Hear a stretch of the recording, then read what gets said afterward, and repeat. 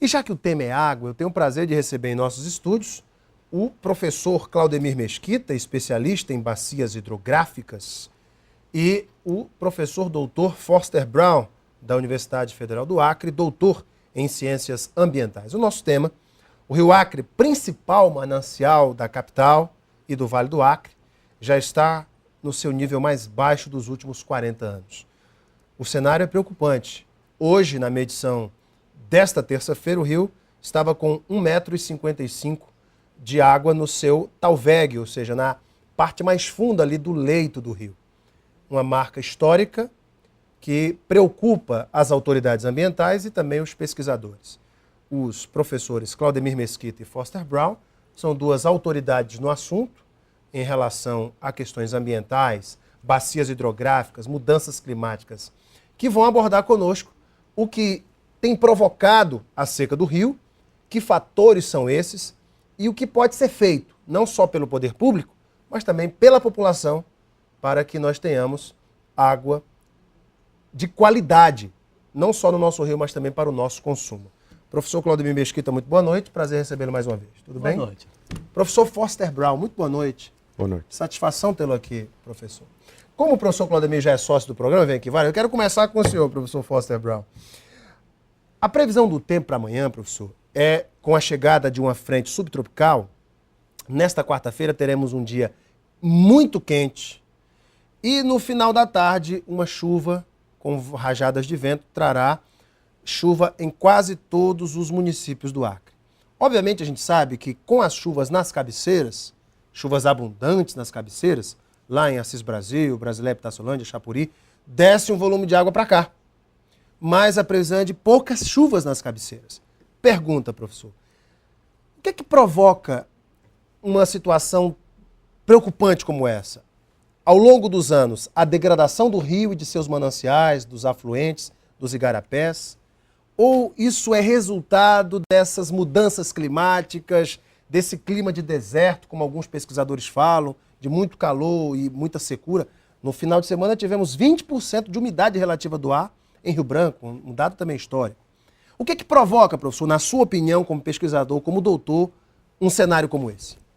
Temos dois fatores. E o Claudemir pode elaborar bem na questão o que está acontecendo dentro da bacia, questão de desmatamento, assoreamento e outras coisas. Eu vou estender minha conversa mais à parte mais geral. Temos variabilidade natural. Tivemos secas até piores em 1926, por exemplo. Mas esses aparentemente não foram frequentes. Recentemente, desde 2005, tivemos 2005, 2010 e agora 2011, secas fortes que estão influenciando o rio. E esse é resultado da variabilidade natural, mas pode ser também acoplado de desmatamento acontecendo em outras partes da Amazônia. Por quê? Porque outras partes da Amazônia, fora do Acre, por exemplo? Exatamente. Pará, Mato Grosso, Rondônia. Porque a água que cai aqui vem do Oceano Atlântico e passa em cima dessas áreas e faz reciclagem. Se na época seca não tem árvores servindo como bombas, botando teríamos menos chuva aqui. Quer dizer que a água que vem para o Rio Acre, ela é uma água que primeiro vem do Oceano Atlântico. Passa Sim. pela Amazônia, passa por essa reciclagem e vem para cá. Sim. Você pode pensar como um rio no ar. Que está vindo de lá, cai chuva na parte, por exemplo, Mato Grosso, as árvores pegam de novo, transpira e volta e vem para cá. Então, esse é um fator. Outro fator, estamos modificando a composição da atmosfera. Nesse caso, é gases de efeito estufa. Estamos vendo indicações em várias partes do mundo de mudanças acontecendo. Então, não seria estranho que a gente aqui estamos tendo mudanças também na frequência de eventos extremos. Tivemos nos últimos 7 anos 5 inundações. Então, quase anualmente estamos com problemas de inundações e agora com essas secas. Ou seja, é um ciclo, porque as agressões à natureza também provocam mudanças climáticas. Quando você provoca queimadas, você muda cursos de rio para barragens, etc., você também acaba provocando mudanças climáticas. Mas, na sua opinião, professor Claudemir Mesquita, O que mais tem pesado para esse baixo nível do Rio Acre? São as mudanças climáticas que são aí, fatores que independem da vontade humana, pelo menos em tese, ou são os fatores provocados pelo homem, os fatores antropológicos, como a degradação da natureza, a destruição das matas ciliares, enfim. No seu ponto de vista, o que mais tem provocado esse cenário? Eu acho que o cenário que ele coloca é perfeito. Nós temos um cenário hoje de desmate que ele é abrangente. Agora, são estudos, são indicadores, e que a gente já tem isso há muito tempo, sabendo de como esses processos interagem, e falado, discutido com a população, com o poder público.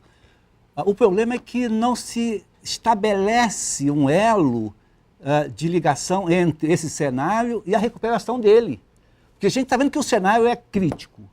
E permanece com esse cenário crítico, aí preocupa. Ou seja, esse plano estadual de recursos hídricos não estaria sendo realizado com a contundência que deveria ser feito, professor? É isso que o senhor quer dizer? Os estudos do plano estão, a meu ver, muito bons. E os indicadores, aparentemente, eles são assim, bem aplicados na bacia. Dá para a gente ver bem o problema, o cenário, como está tão ruim hoje no Rio Acre.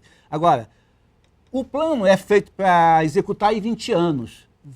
Hoje o Edgar estabelece como linhas gerais para aplicar esse plano as atividades que ele pode fazer com menos recursos financeiros, porque ele tem uma equipe muito empolgada e essa equipe quer ver esse plano sendo realizado. E que atividades seriam essas? Podem ser feitas assim de forma mais imediata e com menos recursos?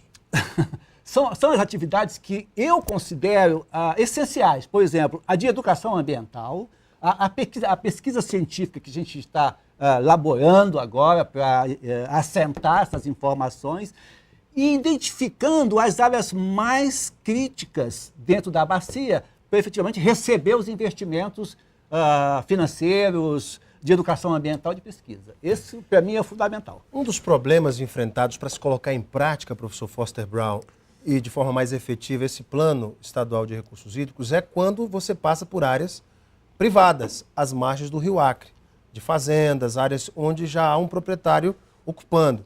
E aí o secretário Edgar de Deus até me disse: Alan, esse é o nosso grande problema, o nosso dificultador, é sugerir que esse proprietário e que ele se alinhe a nós, que faça realmente parte desse projeto. É claro que isso é uma questão de Estado, de política de Estado, mas como é que se faz esse convencimento, professor? Tecnicamente falando. Minha experiência trabalhando com pessoas na área rural, eles estão bem mais afinados com a situação, já está sentindo na pele, aumento da temperatura, a secagem e tudo. Então, eu vejo esse pessoal estão entendendo que estamos no processo de mudança, onde a água vai ficar um recurso mais escasso. Bem, não está tão difícil de convencer, então, as pessoas. Bom, mas a segunda fase é a seguinte, dizendo, olha, se temos e pode ter esses fatores com escala bem maiores, mas isso significa que a gente tem que cuidar cada vez melhor o que nós temos. O que nós fizemos 20, 30, 50 anos atrás, desmatar, etc., etc., não era problema. Hoje em dia é. Então, trabalhar com pessoas para ver a realidade que nós temos e água temos menos. Então, tem que cuidar melhor da bacia onde está caindo essa água. A gente tem que cuidar cada vez melhor da bacia. Ou seja, não só o Rio Acre, mas toda a bacia do Rio Acre com o reflorestamento de matas ciliares e recuperação das áreas já degradadas. A criação das áreas de proteção permanente, as APAs e as APPs. Agora a pergunta é, nós temos um sistema de esgoto ainda muito precário. A maioria do esgoto que desemboca no Rio Acre e nos afluentes, e nos igarapés, é esgoto sem tratamento. Esse é um dos maiores problemas, na opinião dos senhores, para a gente quando passa no Rio Acre vê água turva, claro que o rio está seco, mas é uma água feia, poluída. Culpa dos esgotos, professor Foster Brown? Em parte, sim, depende de onde você olha. Eu estive nesse dia do Rio Acre, De mobilização. Sim, sim, eu gostei uma frase que o senador Jorge Viana fez a sugestão. Pessoas vão cuidar se eles sentem necessidade. Então tem uma lei, se não me engano, o Claudemir pode elaborar sobre isso, que para fábricas, eles só podem pegar a água do rio as usantes de onde eles estão colocando água usada. Se usarmos esse modelo para a cidade de Rio Branco, nós devemos estar pegando a água no 4 Pontes, abaixo. Na 4ª ponte ali. Ou se não, por que não? Em outras palavras, já tem reclamações dos vereadores do Boca do Acre sobre a poluição que está chegando lá. Mas se a gente tem que enfrentar os efeitos da poluição que estamos enfrentando, colocando na água, pode ser que a gente muda e a gente coloca com maior prioridade saneamento básico. O secretário, tem um tema também que é muito interessante, eu conversei aqui com o secretário de Gestão Pública de Rio Branco, o José Otávio, que a gente tratou de outro tema, e se houver um colapso no abastecimento de água, será possível retirar água do aquífero do Amapá, ali no 2º distrito? E ele me disse o seguinte: Alain, não é tão simples quanto parece, porque o nosso aquífero não é um rio subterrâneo de água, e é uma água, na verdade, misturada com areia, cuja retirada é mais difícil, precisa de todo um processo, um equipamento, uma tecnologia, e não é tão simples assim. Primeiro que não é preciso a utilização da água do aquífero, porque o rio Acre não vai secar. E segundo, que isso demoraria um bom tempo para ser feito. A pergunta é, os senhores concordam com a posição do secretário José Otávio? É tão difícil assim retirar essa água desse aquífero ou realmente é uma questão mesmo de que não há necessidade? Primeiro eu quero só voltar um minutinho à questão do esgoto que Forte falou e vejo com preocupação essa questão do esgoto lançado in natura no Rio Acre. Mas também vejo com muita preocupação a questão do agrotóxico e o agroquímico. Né? Hoje tem assim, a maior bacia leiteira do estado no Rio Acre. E essa demanda vai incidir direto na água do Rio Acre. E esse químico que é lançado nas águas não se vê e não se trata. E a gente vai efetivamente tomar essa água. São fertilizantes, agrotóxicos. Agrotóxicos, junta tudo isso, mais a poluição da cidade, isso dá um efeito bomba atômica. Isso não tem dúvida. Agora... Com relação ao aquífero? Com relação ao aquífero, eu não consegui elaborar ainda a forma de como ele implementou essas dificuldades. Hoje tem 20 poços artesianos funcionando e funcionando bem. Esses poços, eles captam água sem areia, sem nada, enfim, recebo essa água na minha casa quando eu compro, sem esses produtos. Quer dizer que os caminhões-pipa retiram desses poços? Retiram, não dos poços que o Saerb vai fazer, mas dos poços que eles mesmos já perfuraram. São mais de 20 empresas. Naquela região do Amapá. Na região do Amapá. Trabalhando e vendendo, consumindo água. Eles ganham dinheiro, enfim. Eles têm tirando água de graça. Claro. Eu não vejo esse sistema ser tão complexo dessa forma. Agora, pode ser que eles estejam falando em profundidade de 100, 200 metros.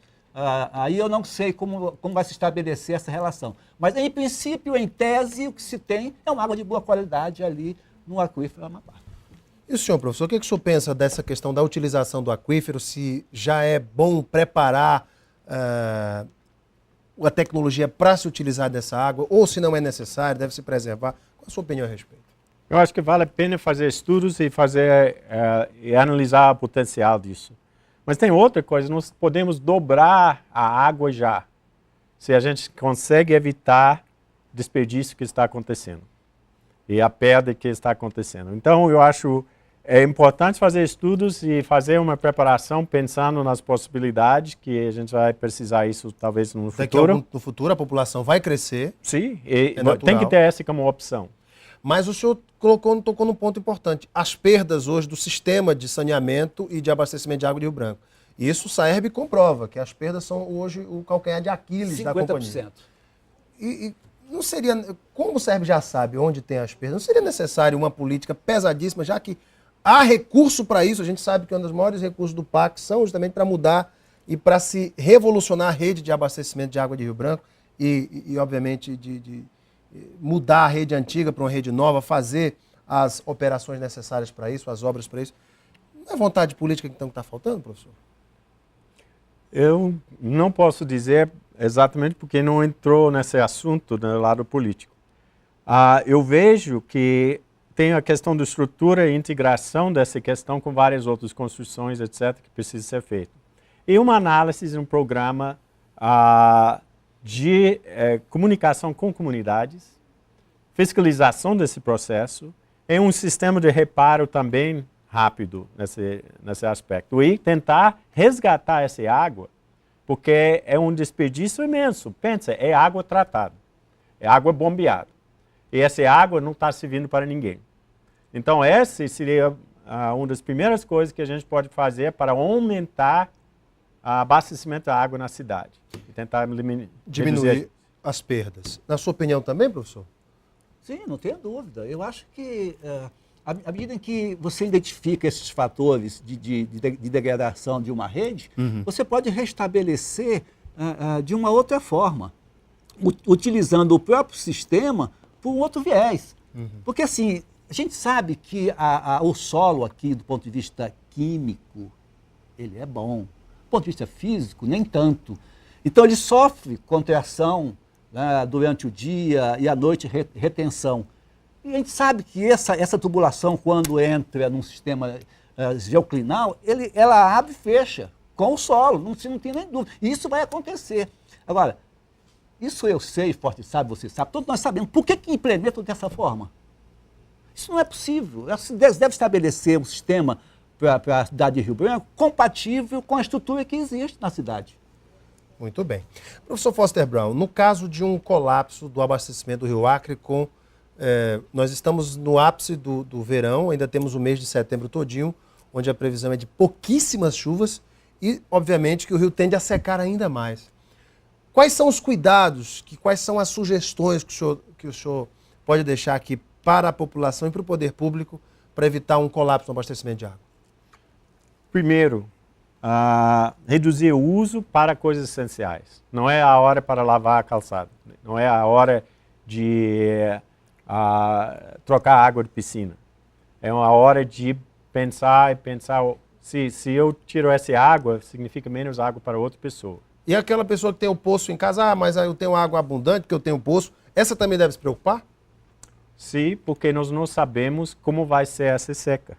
Então, da mesma maneira, porque quando você tira a água do poço, você está tirando a água também da vizinhança. Então, você bombeia muito, significa os poços dos outros ao redor de vocês podem ter menos água. Isso é verdade. A sugestão é essa, evitar o desperdício. Exatamente. E o senhor, professor Claudemir Mesquita, no caso de um colapso por conta da seca, que deve continuar nesse mês de setembro até início de outubro, que sugestões o senhor deixa aqui à população? Companheiro, eu vejo que evitar o desperdício, a gente tem que trabalhar com esse viés educativo o ano inteiro. Né? A gente tem que ter isso com muita clareza, porque a água, 2005, a gente sabia que ali seria o marco, né? ou seja, o menor nível do rio. 2009 baixou um pouco mais, 2011 agora baixou muito mais ainda, e a tendência é que isso, diminua cada vez mais. Agora, quando você tem essa relação de redução do volume de água do rio e tem a população crescendo, e eu não estou falando só de Rio Branco, não. Eu estou falando da população de toda a bacia, eu estou falando de Inhapare, São Pedro de Paupeba, eu estou falando de Assis Brasil, eu estou falando de Brasileia, Epitaciolândia, Cobir, que crescem a níveis alarmantes, geométricos, e o rio diminui a cada ano. Então, assim, para mim ainda é muito pouco eu ainda cuidado de dizer para o povo assim, olha, cuide, vamos efetivamente fazer. Ou seja, tem que ter uma ação de poder público. Eu acho assim, de sentir na pele ou mostrar para a população com clareza que os indicadores são críticos. E esses indicadores podem servir como a parte mais sensível do ser humano para eles cuidarem das nossas águas. Muito bem. Só para finalizar, o senhor ainda tem a ideia de fazer aquele manifesto no Rio Acre? Não? Eu acho que o manifesto é a única forma que a gente tem de dizer para o povo que a gente tem que eu preciso cuidar, que você precisa cuidar, que Forte precisa cuidar, que nós precisamos cuidar. né? E esse manifesto ainda está vivo, latente, e é uma coisa que vai permanecer em mim, porque assim, eu não posso pensar só em mim quando eu olho para o Rio Acre, eu tenho que pensar na nova geração, eu tenho que pensar nas pessoas que estão vindo aí, que vai efetivamente me culpar porque eu não fiz nada para amanhã minimizar os efeitos da sede desse povo. Bem, gente, esse é um tema de suma importância. Ouvimos aqui dois especialistas que trataram de vários pontos, desde as mudanças climáticas até as questões que envolvem ações do poder público, e você pôde aí tirar suas conclusões em casa. Eu quero agradecer também as informações que me foram prestadas pelo pesquisador Davi Friale para a composição desse tema. Professor Claudemir Mesquita, muito obrigado pela sua vinda, obrigado pela sua contribuição mais uma vez. Viu? Eu que agradeço. Professor Foster, muito obrigado pela sua vinda. Prazer imenso, viu? Daqui a pouco nós voltamos para a sequência do Gazeta Entrevista. Até já.